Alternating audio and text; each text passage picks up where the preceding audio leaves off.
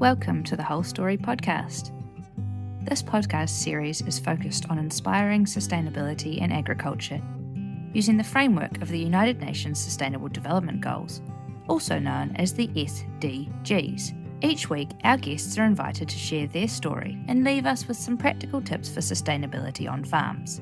I'm Becks Smith, founder of The Whole Story, a B Corp certified social enterprise inspiring, facilitating and articulating holistic sustainability in agriculture. And this podcast has been brought to life in partnership with the incredible team at FMG, who are passionate about partnering with organisations like The Whole Story, so together we can support rural New Zealand. So whatever you're doing while listening to this episode, thanks for choosing us. The best way you can support our mahi is to follow and share the show on whatever app you're listening on, and I hope this episode leaves you inspired and excited about the bigger picture of sustainability in agriculture. Today on the Whole Story podcast, I am joined by John Hollows, the Aquaculture Manager from Ernslaw One. Now, most people from around our parts know Ernslaw One as a forestry company. So what are they doing with an aquaculture manager? Well, John is farming kōura, or freshwater crayfish, in areas of forestry that would traditionally be non-productive in the business. These kōura are marketed locally to restaurants within Central Otago under the KEEWAI brand. John is a freshwater cray fanatic, having been cray-mad now for about 20 years. And although discouraged from talking kōura at home, we let him loose here and asked all the curly questions about how they've built this incredible industry, farming these unique little native critters. We dive into where they live, what they eat, how you harvest them, and even how useful they might be at disposing of dead bodies. In all seriousness though, this is a fascinating conversation, and of utmost interest to me was the biodiversity and water quality benefits that the habitats for kōura and the kōura themselves provide. They are biological markers for water quality, but can also generate a revenue off the back of ecological improvements. We also explore some of the indigenous history of the kōura and its establishment throughout Central Otago and the concept of sustainable harvest. So welcome along today, everybody. Today we have with us John Hollows. John, would you like to tell us a little bit about your farming business, who you are, where you're farming, and what you're farming? Good morning and thank you. We're farming freshwater crayfish within our production forests. It's something a bit different, but we've been doing it for about 10 years now and ticking along quite nicely. I guess how it all started was in a low in the forestry sector. They were looking for revenue they could get in between crop harvests. So Douglas firs typically 40, 45 years between harvests. And they were looking for some revenues within that 45 years. And I was approached by Ernslaw One to come along and try farming crayfish. So luckily, my wife said yes, I could take the job, but we started with a blank sheet of paper. There was no plan, no guide, no methodology out there, so a bit of a challenge to start with, but yeah, we're getting there now, and it's really good to be involved with it. Yeah, and whereabouts are the crayfish being farmed? All over Otago and Southland, and any of the production forests. So if you think about productive land, there's areas where you can't do traditional forestry or farming, and sort of like riparian areas, adjacent to neighbours' boundaries under power lines.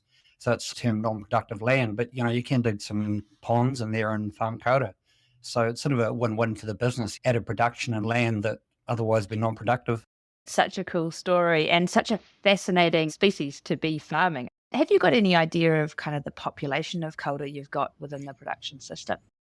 That's a very good question. I get asked it a lot, but it's a bit hard. You can stand there and look at a pond and go, I have no idea. And even when you harvest it, you go back a week later and there's more again. So they can be quite cryptic.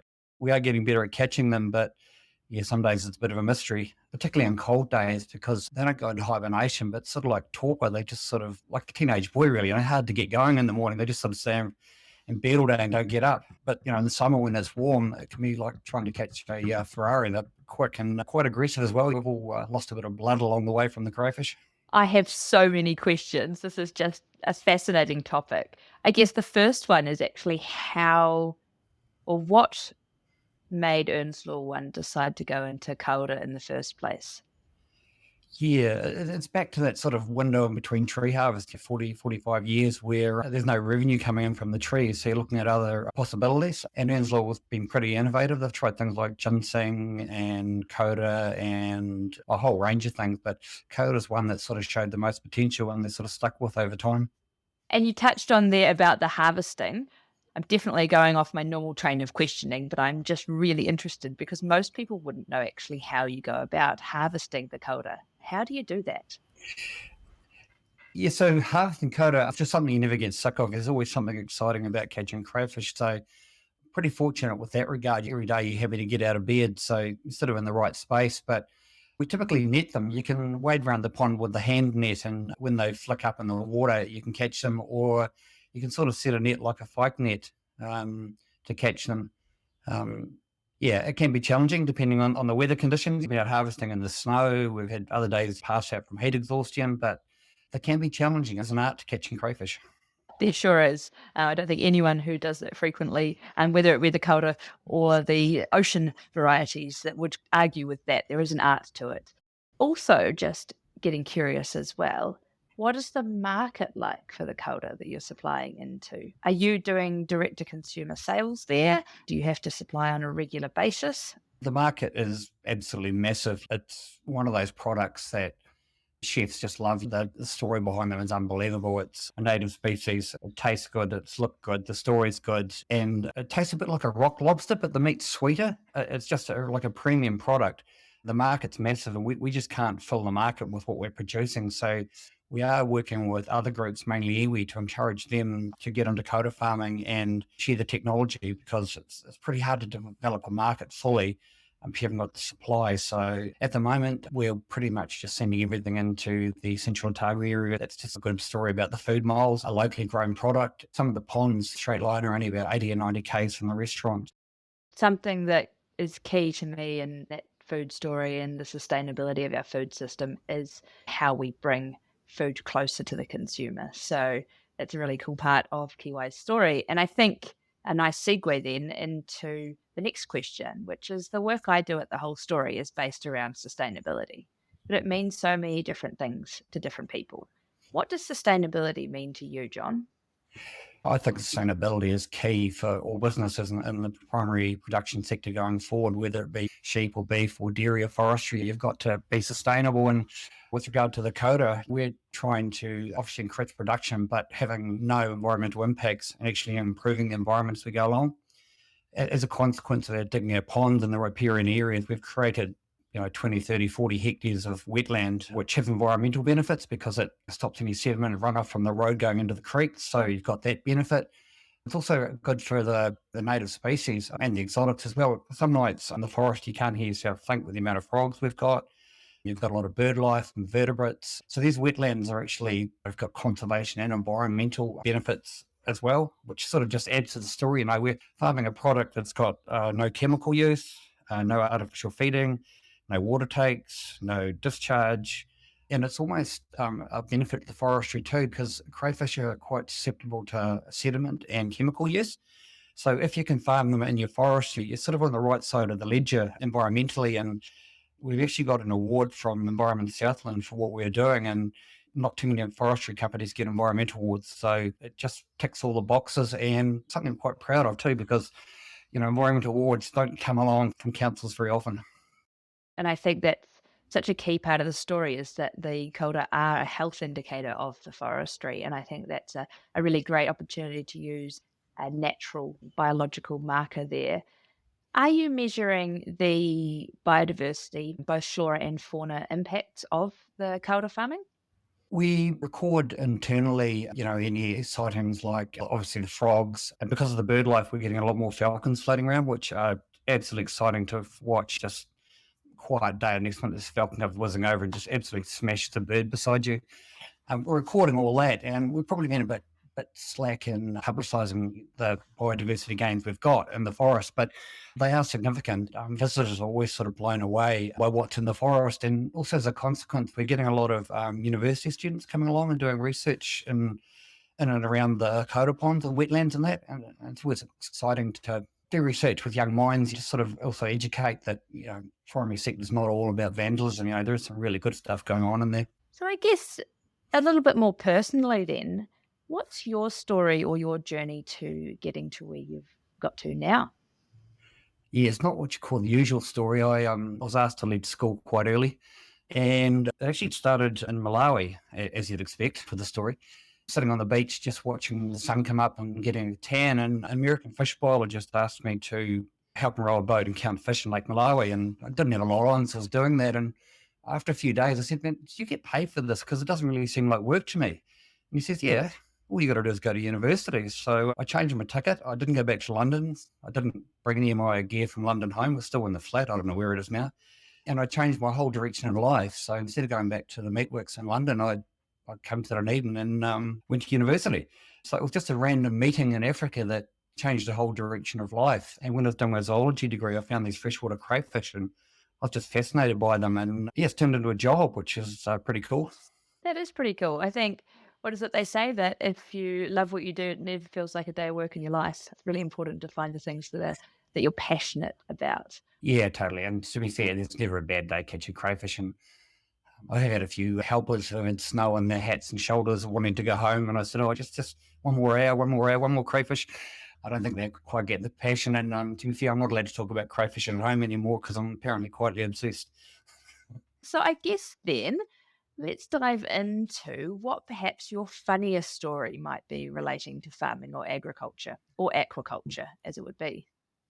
Oh, funny happenings most days. We did a country calendar episode a few years ago, which I was very nervous about. And most of the feedback I got was, "I've got a radio face, so I'll be better off doing a podcast," which was a bit cheeky. But one of the funniest things is we had a researcher from the Bristol Zoological Society come over to look at how we were farming crayfish, because in England, all the native crayfish are getting wiped out by a disease that is spread by water. But when she looked at our ponds, she thought, "Geez, these aren't connected. We could use these as arc sites and protect the native crayfish." So they went back there and dug these ponds, which they've called hollows ponds, which are quite embarrassing. But the crayfish were doing great. But then ponds were invaded by a endangered native newt, ate all the crayfish. So in a sort of roundabout way, what we're doing is actually sort of laid the pathway to protect an endangered newt in England, which is sort of kind of weird and funny. But yep, we're doing a bit for conservation in the United Kingdom. What a funny turn of events. It's amazing, those unintended consequences, right, that you come across along the way. Yeah, it's funny how life does things like that to you, but I guess it's something we're quietly proud of, but unintended, as you say. And that's the thing, right? Like, unintended consequences aren't always negative. So I think be mindful of that. It seems to have become quite a buzz phrase and quite a negative connotation, but actually sometimes there are some really positive unintended consequences. And so talking about then the next buzz phrase, low-hanging fruit. What have been some of the low-hanging fruit with regards to sustainability initiatives within the KEEWAI business? I guess there hasn't been a lot of low-hanging fruit to start with. Kōura farming doesn't fit nicely in the RMA boxes, and that provided quite a few challenges along the way because you're dealing with a native species. There was a lot of debate with council, and I remember going up seeing a young lady at the council about what we're doing, and she'd read the application, and I was explaining it to her, and she's going, "Yeah, oh yeah, good." And then she looked at me and goes, "Is this sort of like farming eggs with chickens?" And I realised then we had a bit more work to do to try and get this over the line with regard to council planners. But, we've got there now, and I guess anyone entering the industry now has got an easier ride. But, yeah, some days you sort of pull your hair out going, "Oh, my goodness, how can this be like farming eggs?" Yeah, it does sound like a rough road at the beginning. And I think it's always those front runners in an industry that sort of pave the way that have it a little bit more challenging, I guess. To reflect on that then, how many people do you think throughout New Zealand are involved in the kōura industry? At the moment, it's pretty much solely Ernslaw One. There have been a few sort of startup operations, but you need scale with this. If you're a 10-acre block, it's not going to cut it as far as production goes. So that's why we're looking to work with iwi and other forest owners, because they own significant lumps of land, but also they have areas where you just can't plant trees anymore, and you can get some production out of it. So, yeah, at the moment, it's a bit Lone Ranger, really.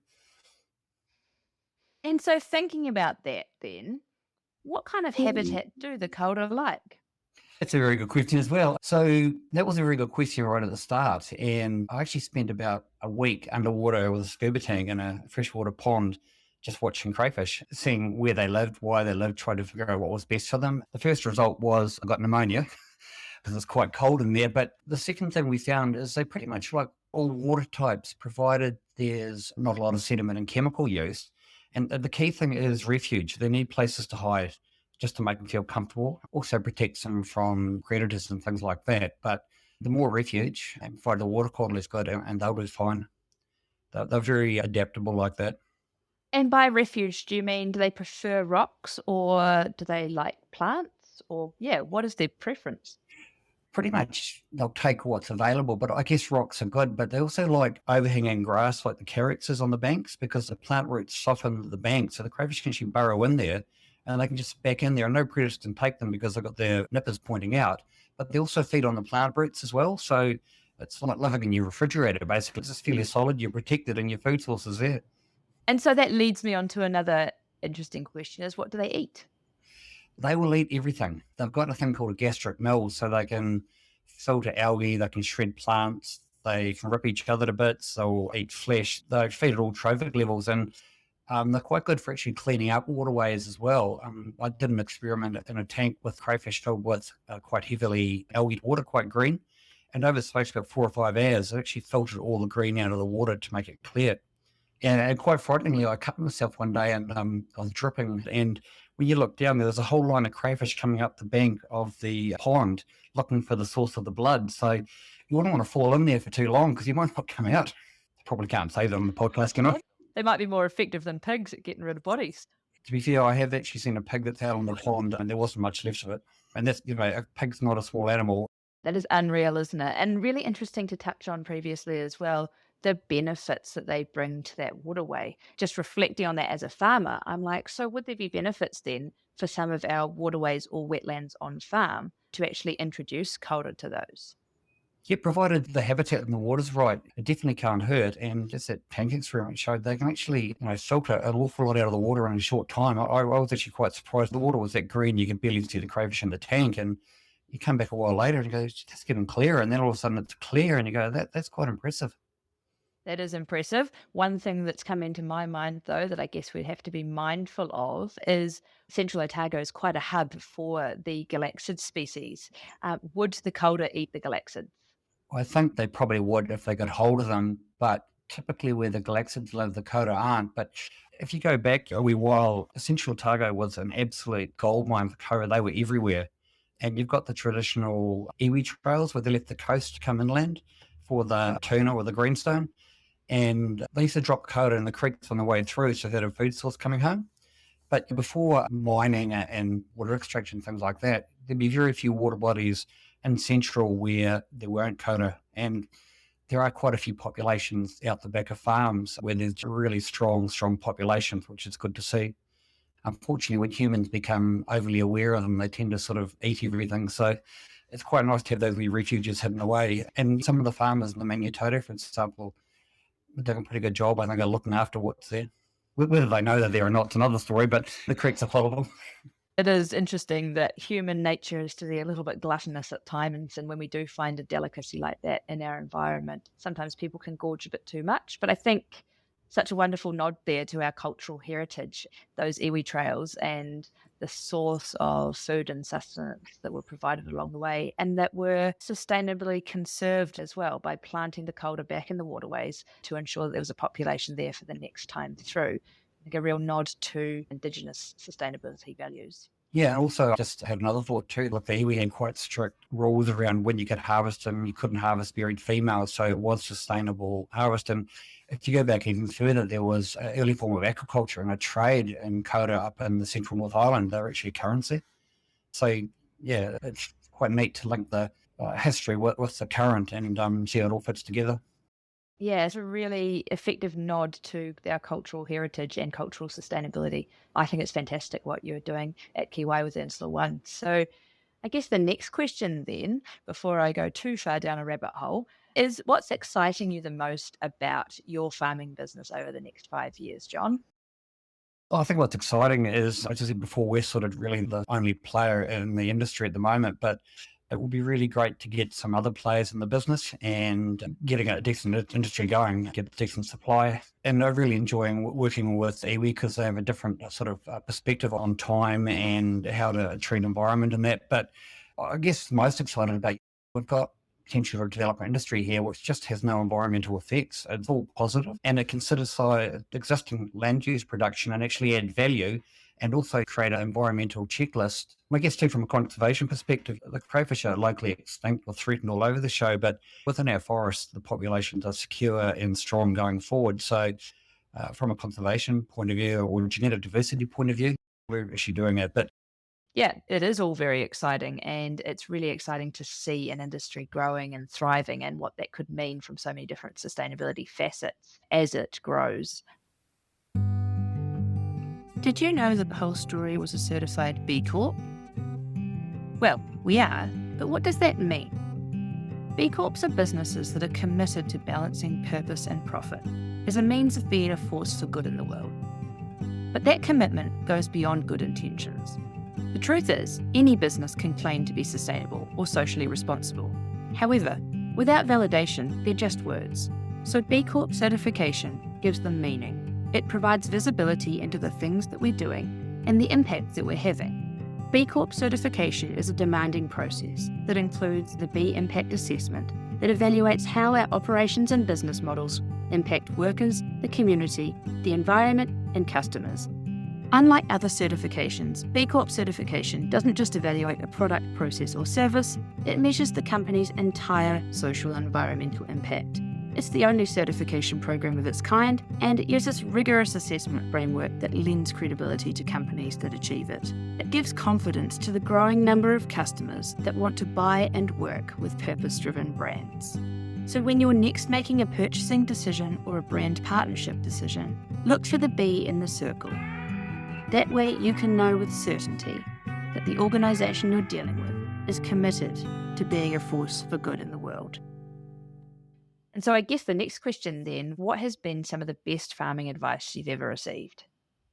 nothing sticks to mind, but I've always found it fascinating talking to older folk, and particularly older iwi folk, because they're a mine of information about what goes on, and country folk in particular, observers of nature. They know what's going on. Their observations may give you a good idea or trigger a random good idea, and so you should just listen to what's going on around you, because as people who observe nature are very astute about what's going on and just never count anything out as a bad idea, I guess. Yeah, and can you think of one of those specific gems that you've received along the way? Well, actually, the young fellow I work with, I've got a science degree in that, and I was supposed to have all the answers, but he was finding observation in the wild, and I know he's right, but it's hard to put the science to it. When we started out 10 years ago, crayfish just had the main sort of bell-shaped breeding cycle around the new moon in January. But something was different in the pattern later on, and what we found, they now breed twice as a sort of a peak in January and February, and it's related to global warming and warmer water temperatures. The climate is changing, and it's actually lengthened the breeding cycle of the freshwater crayfish in our ponds, which means we've had to shift our harvest strategy as well, because you can't harvest soft crayfish or crayfish with berries. So, an observation from a co-worker made quite significant changes to the business. Yeah, and I think that's such an important point to note, is that sometimes we can't just sit on our laurels and treat science or what we know already to be true forever, because especially in farming, whether that be on the land or in the water, we're working in a complex ecosystem that's changing all the time. And especially at the moment with the impacts of climate change, we're seeing our ecosystems change. So what was true 10, 20, 50 years ago isn't true today and won't be true in 20 years' time, and definitely won't be true in 50 years' time.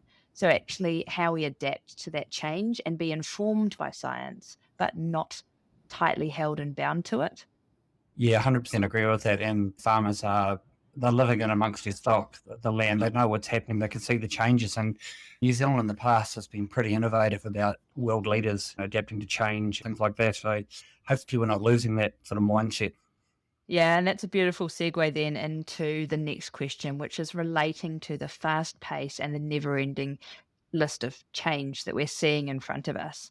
Personally, John, how do you prevent overwhelm, burnout, or even apathy in that space and stand up to continue to face the challenge? Yeah, I guess the only constant in life is change. You got to be adaptable, and I guess I'm lucky that I'm passionate and excited about what I do. 10 years in, probably 20 years looking at crayfish now, I'm so excited about what I'm doing. And I guess because we are farming kōura, doesn't have those environmental effects, doesn't have the chemical use, we do sort of fly a wee bit under the radar with regard to regulations and consents and permits and inspections and that. So I guess that makes it easier because we're not constantly hammered by central government. So in saying that, forestry is being looked at pretty hard and we're fairly heavily regulated, and there is some sort of synergy between what the forestry is doing and what we're doing to make sure it still balances and still works. Some days it can get you down, and something to be aware of too. Try and think about the positive stuff because there is a lot of positive stuff in what we're doing. I guess the statement there is take time to sit down and reflect, on your achievements, because in today's society, everyone's rush looking forward, but you need to take a breath and look at what you have actually achieved, because it might surprise you just how far you've come. Yeah, that's great advice. We like to leave our listeners back down at the ground level with some take-home tips. And so I'd love to hear, John, what would be one of your take-home sustainability tips to any other farming businesses listening out there? I guess don't be afraid to think out of the box. There's no such thing as a really bad idea. It's just an idea. And I think that will help us adapt in a changing world, particularly in this primary sector, because food production in the future, forestry in the future is going to be vastly different to what it is today. So embrace change and don't be afraid to lead the charge on it. Yeah, that is epic advice. And I couldn't have said it better myself. So I just want to take the time now, John, to thank you so much for today. And what a fascinating industry to be involved in. I look forward to cheering on from the sidelines and actually coming out one day to have a look at the kōura, hopefully not lose some blood in the process. Yeah, hey, thank you very much. Well, if that doesn't want to make you all go out and drop some kōura in the irrigation dams, wetlands and waterways on farm, so that come summertime you can get the barbecue cranking and cook up some beautiful kōura with butter, I don't know what will. What an incredible industry with so many benefits. The first sustainable development goal I'd like to reflect on that we covered is goal number 6, clean water. I was fascinated by the kōura's ability to filter water, so being able to improve the water quality in the forestry block, but also potentially in other areas in the wider agricultural sector. I am also excited about the opportunity to utilise kōura as a biological water quality marker, as they are very sensitive to water quality and chemical runoff. So if there are kōura present, you must be doing something right, and then by having them there, the water quality will only improve further. Next, of course, has to be goal number 9, industry, innovation and infrastructure. Ernslaw One have been really innovative in their approach to dealing with traditionally non-productive land and filling the revenue gap in the forestry farm system. To build an industry from scratch is no mean feat, and now to reach a point where they are looking to scale it is super exciting. Goal number 12, responsible consumption and production, gives nod to the sustainable harvest informed by Te Ao Māori culture and knowledge. Kōura are a valued mahinga kai species deposited by travellers on the local iwi trails to ensure sustainability of the ongoing harvests. The ethical harvest rules include no harvest of soft-shell kōura or those with berries. It is this responsible harvest that builds mana within the kōura industry and makes it an industry with a uniquely Aotearoa New Zealand heritage. Kōura farming plays a multifaceted role in working towards goal number 15, life on land. Not only are the kōura themselves a threatened species, so farming them is boosting numbers, but the habitats created for them are enhancing the biodiversity within the forestry blocks. The other benefit that this industry has had is inadvertently having a positive impact on the conservation efforts over in the UK, where this pond design has helped address the needs of endangered native newt species. Last but not least, the impact on goal number 8, economic growth. In my opinion, agricultural enterprise stacking is the only way we are going to be able to produce enough food globally to feed a growing population and maintain within our ecological boundaries. The opportunity to turn what was traditionally non-productive land within a forestry block into a revenue-generating enterprise for the business with a net positive environmental impact is one that we all should be looking for within our own businesses. Thanks for listening to this episode of the Whole Story podcast. We really hope you enjoyed it and are feeling inspired and optimistic about putting sustainability into practice on farm. I have one last request for you before you go. Make sure, whatever platform you're listening to us on, that you hit follow and share the show or episodes with your friends, so that together we can grow our community and inspire sustainability in agriculture in Aotearoa, New Zealand. And thanks again to FMG for partnering with The Whole Story, so that we could bring this podcast to life for you all to enjoy. Catch you next time.